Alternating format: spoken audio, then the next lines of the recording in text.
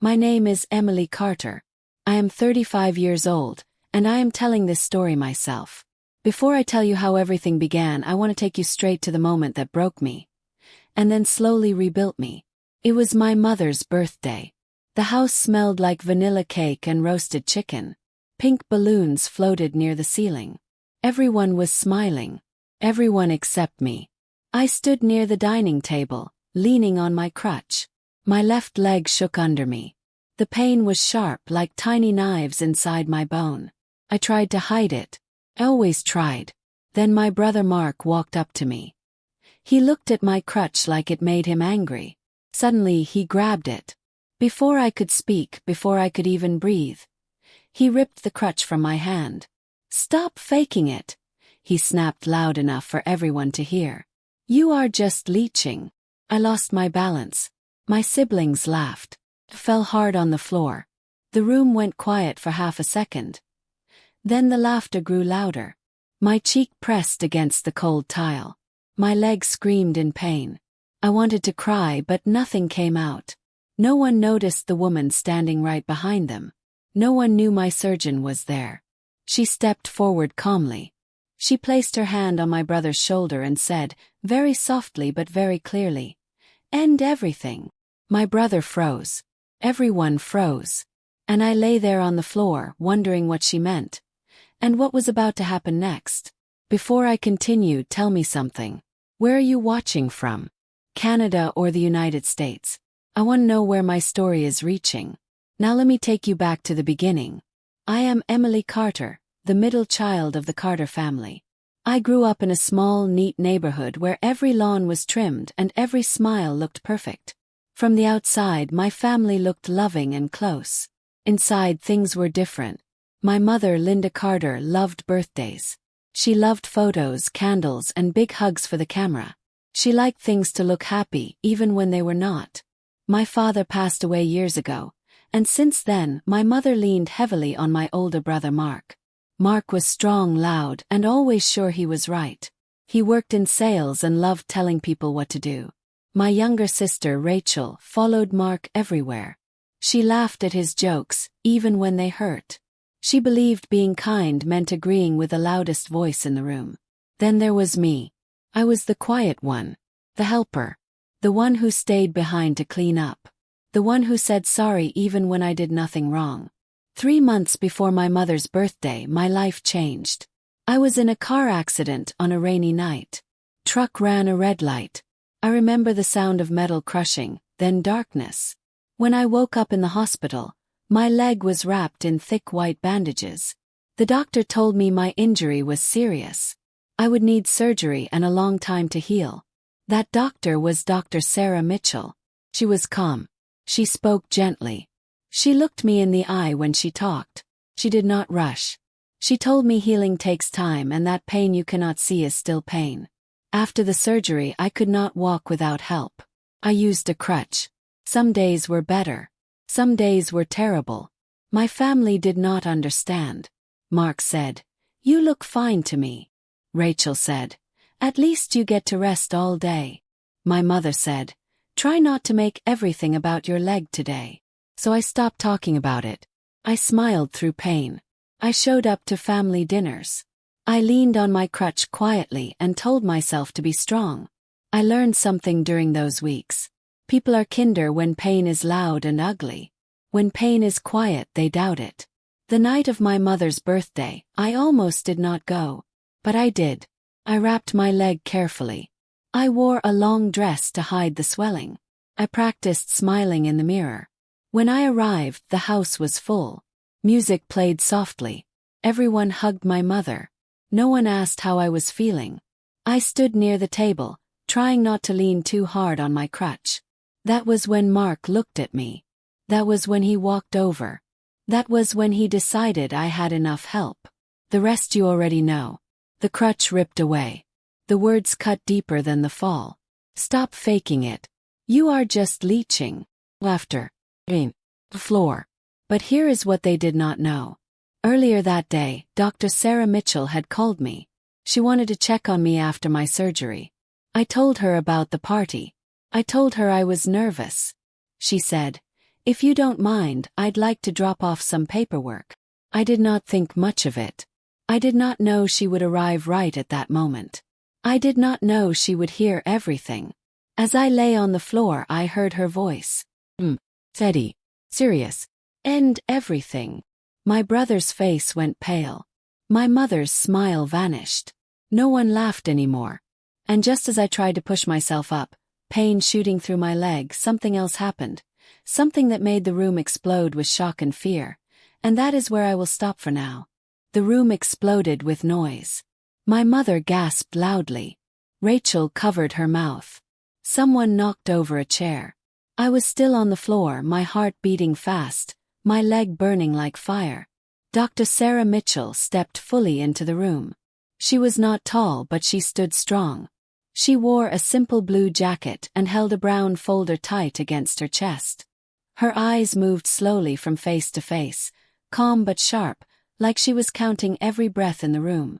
Mark tried to laugh. Came out wrong. "Who are you?" he asked. Dr. Mitchell did not answer him right away. Instead, she looked down at me. "Emily," she said gently. "Don't move." Her voice felt like a warm blanket. Tears finally filled my eyes. Then she looked back up at my family. "I am Dr. Sarah Mitchell," she said. "I am Emily's surgeon." Silence. You could hear the music still playing softly from the speakers, like it did not know something terrible had just happened. Mark's face turned red. "Okay, and..." Dr. Mitchell opened her folder. "I said end everything because what just happened in this room," she said slowly, "cannot continue." Rachel laughed nervously. "She's fine. She just likes attention." Dr. Mitchell did not raise her voice. She did not yell. That made it worse. "She is not fine," she said. "And what you just did could have caused serious damage." My mother finally spoke. "Doctor, please. It's a birthday. Let's not make a scene." Dr. Mitchell turned to her. "This scene was made the moment your son took a medical aid from a patient who cannot stand without it." I tried to sit up. Pain shot through my leg and I cried out. Dr. Mitchell knelt beside me right away. "I told you not to move." She helped me sit carefully against a chair. My hands were shaking. Mark crossed his arms. "She walks around just fine when she thinks no one is looking." That hurt more than the fall. Dr. Mitchell stood again. "Pain does not disappear when no one is watching," she said. "That is something children understand. I am surprised adults here do not." My mother looked confused. "Emily never told us it was that bad." I laughed softly through tears. "I tried." That was a low moment. Quiet one. The kind that sinks deep. Dr. Mitchell handed me my crutch back. My fingers wrapped around it like it was life itself. "Thank you," I whispered. She nodded. Then she did something strange. She closed the folder. And she smiled. Not a kind smile. Serious one.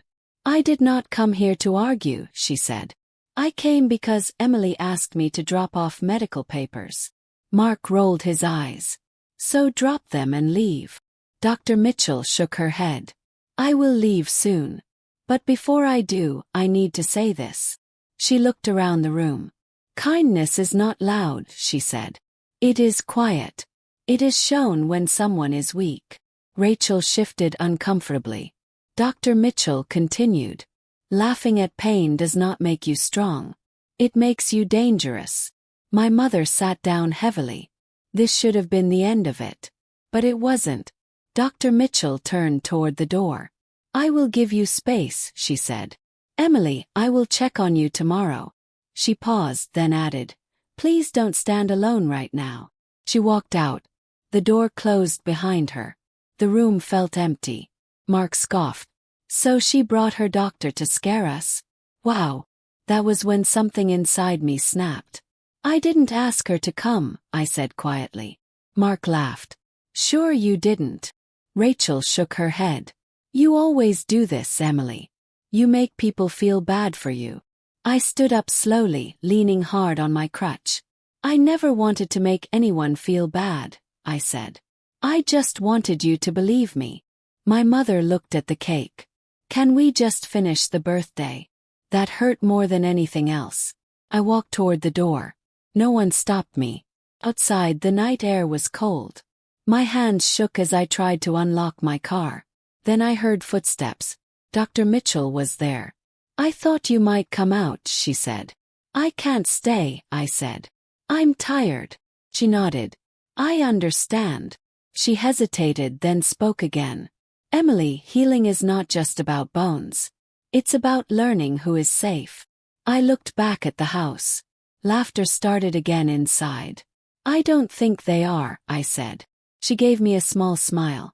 "Then protect yourself." I drove home slowly.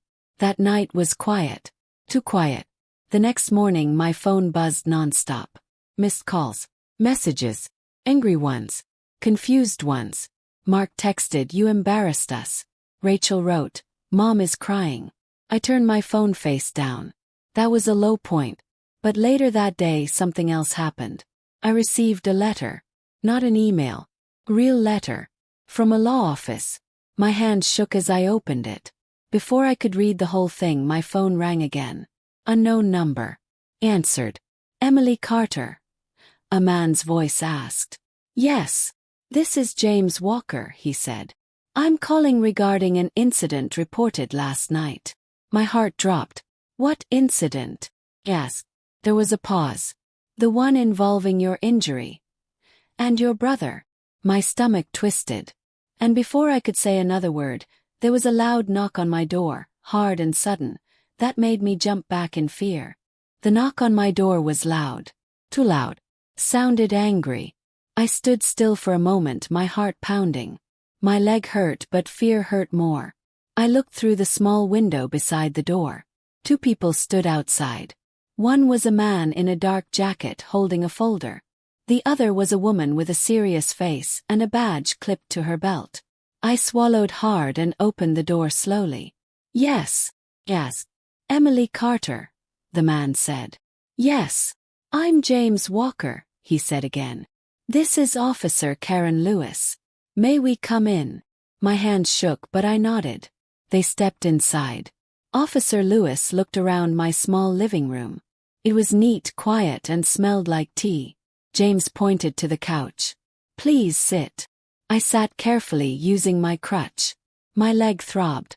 James opened his folder. "We are here because of a report made last night." My chest felt tight. "By who?" James looked up. "By Dr. Sarah Mitchell." I blinked. "She reported something." Officer Lewis spoke calmly. "She reported what she witnessed. A patient being harmed." Felt dizzy. "I didn't ask her to." James raised his hand gently. "We know." He pulled out papers. "Emily, can you tell us what happened at your mother's birthday party?" I told them everything. Slowly. From the moment I arrived to the moment I fell. I told them about the crutch. The words. Laughter. I did not cry. I was too tired. Officer Lewis wrote things down. Her face did not change, but her eyes softened. When I finished, James nodded. "Thank you for being honest." "Am I in trouble?" I asked quietly. Officer Lewis shook her head. "No. You did nothing wrong. That should have made me feel better. But it didn't." James closed the folder. "Emily, we may need you to make a statement later." He nodded. "Okay." They stood up to leave. At the door, Officer Lewis turned back. "One more thing." "Yes. Please be careful," she said. "Sometimes families don't like being told they are wrong." After they left, I locked the door and leaned against it. That was a low moment. Felt small. Alone. Later that afternoon my mother called. I did not want to answer. But I did. "Emily," she said sharply. "Why are police involved?" "I didn't call them," I said. "You let your doctor embarrass us," she snapped. "Your brother is very upset." Closed my eyes. "He hurt me," she sighed. "You're making this bigger than it needs to be." That was when I realized something. They were never going to say sorry. That night I couldn't sleep. Every sound made me jump. The next morning there was another message. This time from Mark. "We need to talk." I ignored it. Around noon there was another knock. This one was softer. I opened the door carefully. It was Rachel. She looked different. Her eyes were red. "Can I come in?" she asked. I hesitated, then nodded. She sat on the edge of the chair, twisting her hands. "I didn't know it was that bad," she said quietly. I said nothing. She looked at my leg. "Mark didn't mean to." "Stop," I said softly. She froze. "He did mean it," I continued. "And you laughed." She looked down. "I'm sorry." That was a high moment, small but real. "I just wanted you to believe me," I said. She nodded. "I do now." We sat in silence. Then her phone buzzed. She looked at it and stood up fast. "I have to go," she said. Before leaving, she turned back. "Mom is planning something." My stomach tightened. "What do you mean?" "She wants to fix this her way." Rachel left before I could ask more. That evening I got an email from Dr. Mitchell. "Emily, please come see me tomorrow. It's important." I went to the clinic the next day. Dr. Mitchell sat across from me, serious. "Your injury is worse than we thought," she said gently. My heart sank. "You need another procedure," she added. "And you must avoid stress." I laughed softly. "That's hard right now." She nodded. "I know." She hesitated, then said, "Emily, families sometimes hurt the people they should protect." I looked down. "Whatever happens next," she said, "remember your pain is real." When I left the clinic, my phone rang again. It was my mother. "Emily," she said sweetly. "Too sweet. Come over tonight.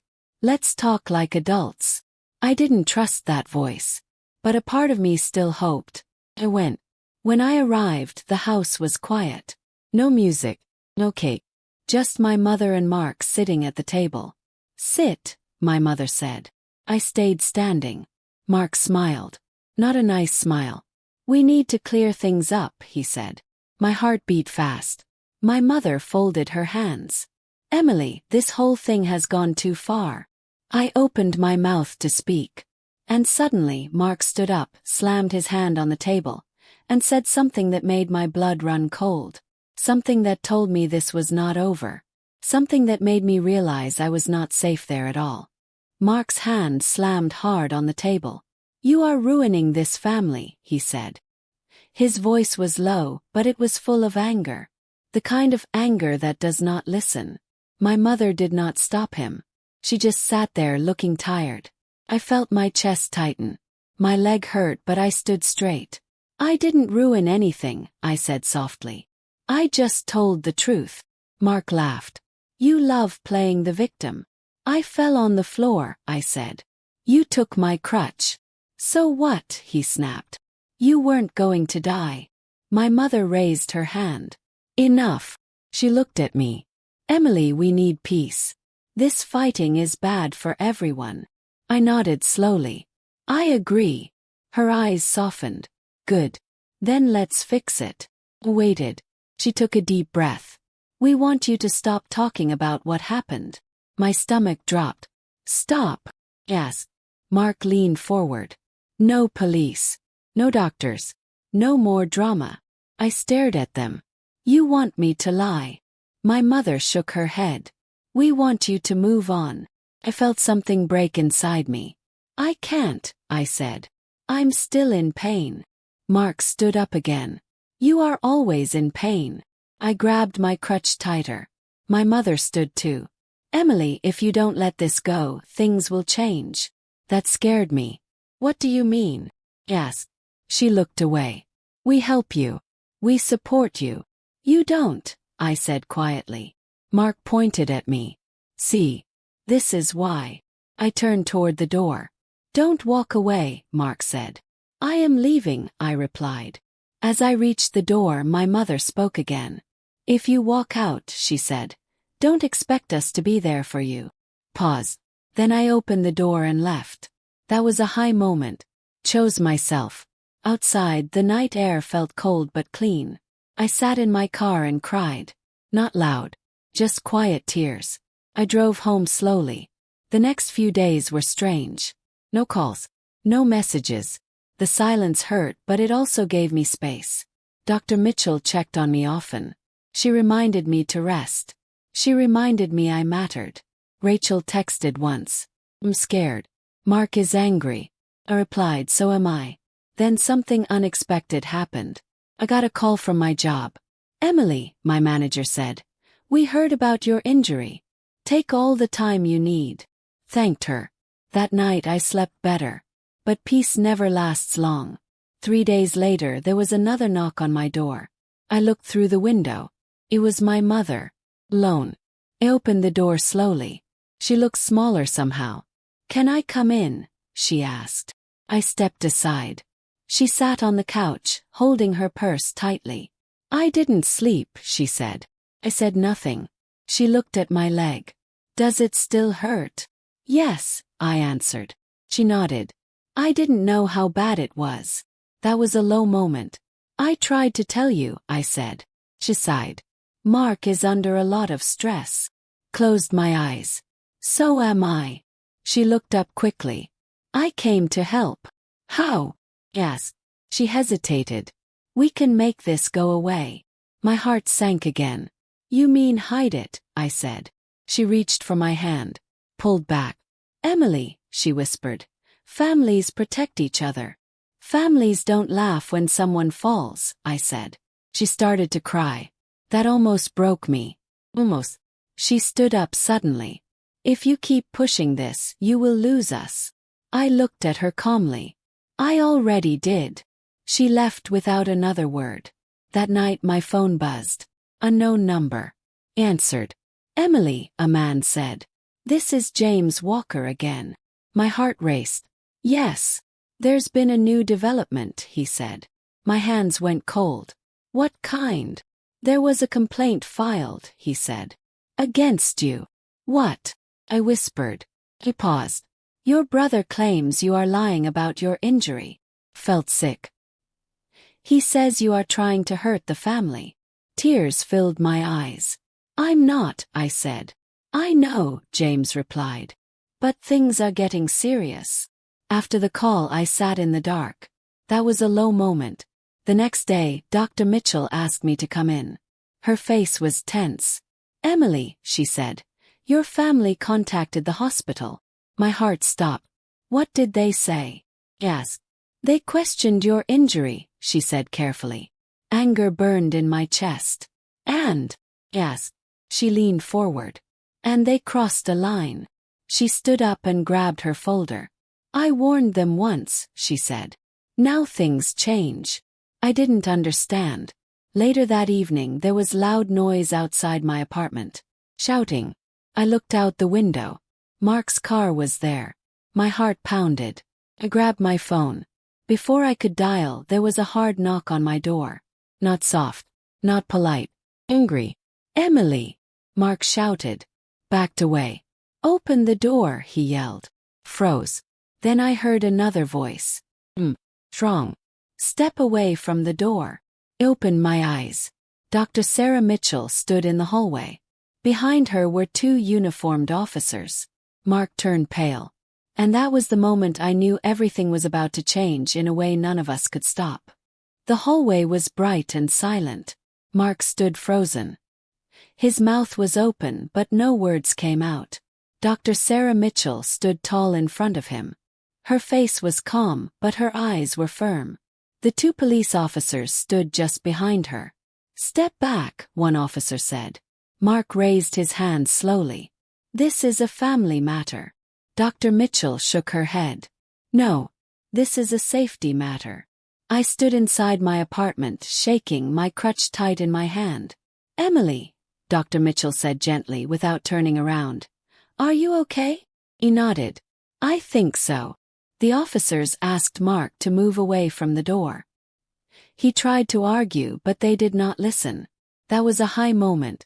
For the first time, someone stood between me and his anger. Mark was asked to leave. As he walked away, he turned and looked at me. His eyes were full of blame. But for once I did not feel small. The door closed. The hallway went quiet. Dr. Mitchell turned to me. You did the right thing. I started to cry. Not loud. Just tired tears. The next weeks were hard, but they were different. I had my second procedure. Recovery was slow. Some days hurt a lot. Some days were better. Dr. Mitchell checked on me often. She encouraged me. She reminded me to rest and be kind to myself. Rachel visited once. She was quiet. She said sorry again. This time it felt real. My mother sent messages. Short ones. Careful ones. We were not close, but the shouting stopped. Mark stayed away. That was a low moment in a strange way. Losing family hurts even when they hurt you first. But something good grew in that space. I joined a small support group. People who understood pain you cannot see. We listened to each other. We believed each other. I learned something important.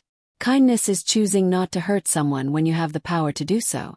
Empathy is listening even when you don't understand. Months later, I walked without my crutch for the first time. It was slow. It was scary. But I did it. I stood tall in my living room, smiling through tears. I was still Emily Carter, 35 years old, stronger than before. My story did not end with laughter or cake. It ended with truth. And truth, even when it hurts, can save a life. Hope you enjoy the story. Please like and subscribe to my channel.